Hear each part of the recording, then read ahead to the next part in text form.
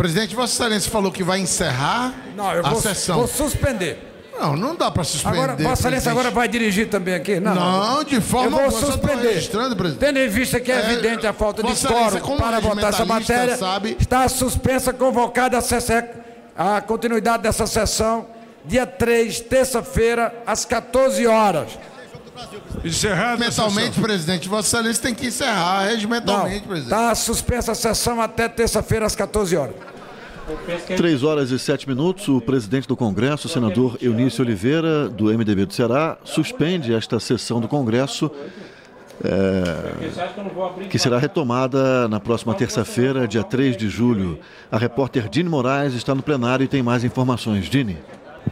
Isso mesmo, então, Márcio, o presidente do Senado acabou de convocar, né, a continuidade dessa sessão de agora para a próxima terça-feira. Lembrando que essa sessão foi uma sessão convocada para que deputados e senadores avaliassem 7 vetos presidenciais. Desses 7 vetos presidenciais, 5 deles acabaram sendo analisados pelas cédulas e já tiveram o resultado divulgado, eles foram mantidos. E desses 5 aí, entre esses 5, um deles deu bastante polêmica, como a gente viu agora há pouco, inclusive a discussão entre vários parlamentares, que é o veto do presidente Michel Temer a respeito do projeto de lei que trata dos incentivos, né, da desoneração dos setores econômicos. Lembrando aí que trata da desoneração da folha, da contribuição previdenciária que as empresas pagam a respeito de seus funcionários.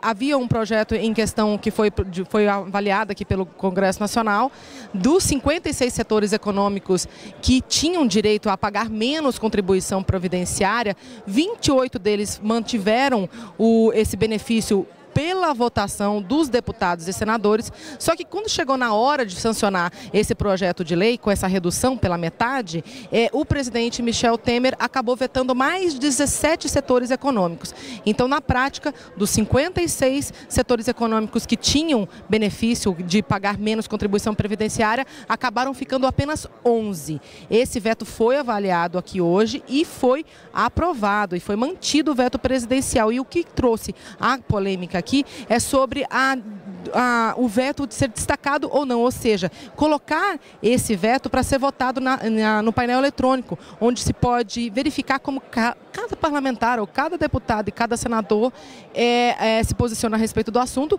e possivelmente tentando aí derrubar o veto e manter a decisão do Congresso Nacional. O que não foi possível, como a gente viu, que o próprio presidente do Congresso Nacional, o senador Eunício Oliveira, não aceitou a possibilidade de colocar esse veto na votação do painel eletrônico. Bom, dois vetos ficaram para depois. Esses 2 vetos, eles tratam de uma estrada cujo pedido é federalizar. Essa estrada é uma estrada que liga o estado do Rio Grande do Sul a Santa Catarina, parte dela inclusive não é pavimentada, e o outro trata de pontos da lei de incentivo à informática. Márcio.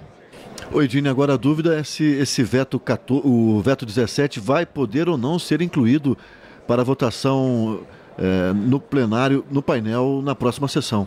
Isso certamente vai trazer discussão na próxima sessão, na sessão de terça-feira, tendo em vista que a sessão agora, inclusive as votações não continuaram por causa desse impasse. A gente viu vários parlamentares, vários líderes de partidos aqui, inclusive partidos da base governista, reclamando de que esse destaque não havia sido aceito. Inclusive, por exemplo, o deputado Arthur Lira, que é o líder do PP, e o deputado José Rocha, líder do PR, enfim. Inclusive, o próprio líder do MDB também orientou obstrução, e essa falta de quórum, né, ou seja, todas essas orientações por obstrução acabaram por não viabilizar o quórum da sessão de hoje e fazer com que a sessão não tivesse continuidade, né, não tivesse condições de continuar.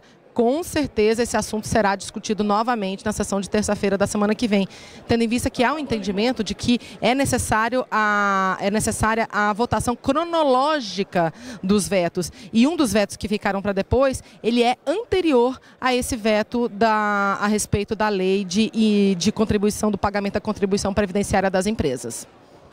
Obrigado. Essa foi a repórter Dini Moraes falando ao vivo, direto do plenário. Mais alguma informação, Dini? Não, não. Os deputados, inclusive, quem está assistindo a gente pela TV Câmara, nota que o plenário da Câmara ainda está cheio de deputados, né? É porque é possível que seja chamada de volta uma sessão da Câmara dos Deputados. Tem convocação, tem pauta para ser votada, mas a dúvida é se haverá ainda quórum suficiente, Márcio.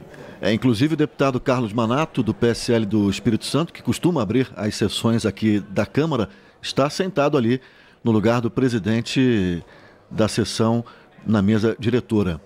Enquanto isso, Dini, nós vamos até a Comissão de Meio Ambiente e Desenvolvimento Sustentável, onde está acontecendo uma audiência pública para debater o PRL, o Projeto de Lei 2732, que estabelece diretrizes para a prevenção da contaminação do solo.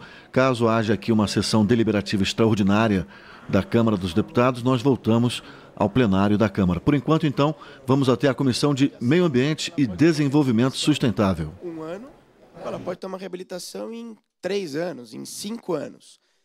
Depende da técnica de remediação utilizada, do tipo de contaminante, enfim. Tem uma série de variáveis que o profissional responsável técnico pelo caso é quem tem que dizer qual que é o prazo para definir o período de uma remediação, o período de monitoramento pós.